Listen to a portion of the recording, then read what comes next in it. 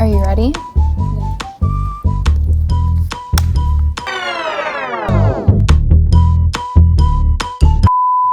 Art isn't the path for everyone, clearly. But if you're one of the few who have the skills to pursue art as your college major, then you're probably facing a big question from lots of different people in your life. It feels like arts majors get asked this question the most. The image of the starving artist probably makes friends and family think that you're never going to get a job. But that stereotype is just not true. We've talked to tons of art majors who are now working in all kinds of rewarding careers. So let's dive in and hear how 5 art majors use their skills and unique interests to really help them reach awesome careers within the art world. If you're studying art, chances are you've considered becoming a creative director. But have you really considered where that role can take you? For Carrie Nel, her love of history combined with her expertise in art and design landed her her dream role as creative director at the Museum of Tolerance. I'm Carrie Nel. I'm the Creative Arts Director for the Simon Wiesenthal Center Museum of Tolerance. I'm supporting all the graphics with the design of any initiative that comes. Grew up taking art classes, but I never thought that would have been a career because I had misconceptions about what art was. There's no way I can make money as an artist. I had this amazing watercolor teacher. He looked at me and he said, "Why do you want to go to medical school? Why don't you want to study art?" And it was like, ding!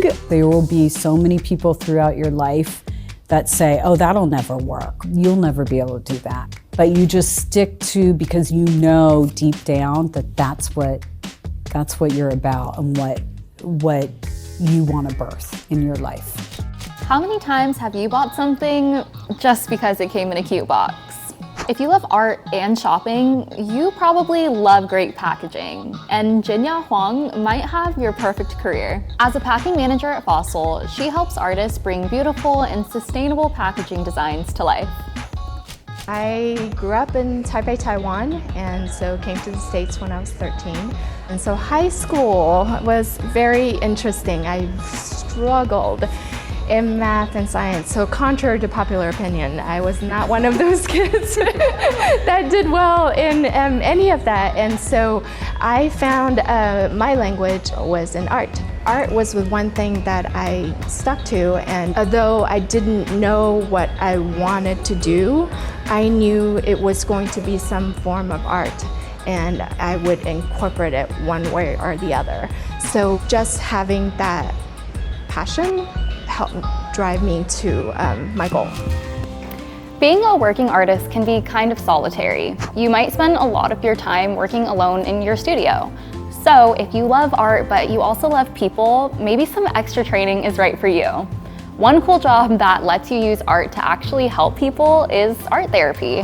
And if you're getting an art degree, you're already on the right path into this career. I loved making art, and I knew I wanted to do something with that. And through my undergrad experience, I majored in art, but I took my first psychology class and I completely fell in love with it. And then I heard the words art therapy and I was like, that is for me. That's what I want to do. As humans, we have this need to engage in creativity, whether it's visual arts or dancing or music or engineering. There's so much with creativity and engineering, that creative problem solving. Usually when I describe art therapy, I kind of tell people imagine just traditional therapy, but we are using more of the art and the creative process, the act of making it, as the therapy as opposed to just talking about it.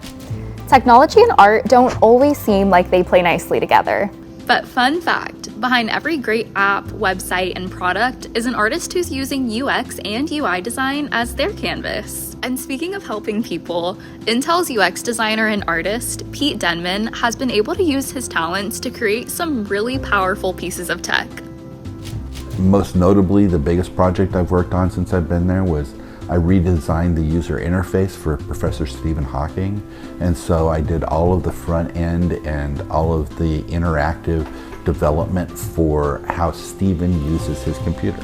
When we were done with the product for Stephen, we released it as open source into the world. And now anybody with a speech impairment can actually use this software for free.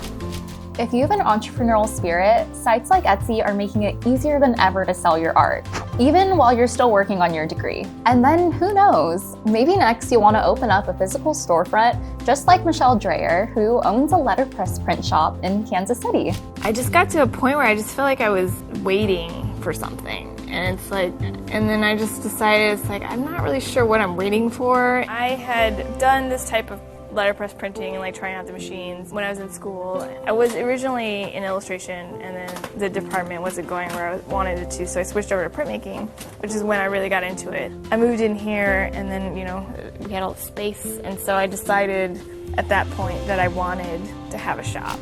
See, whether you stick with making art or branch out into a related field, your major can take you so many more places than you even realize.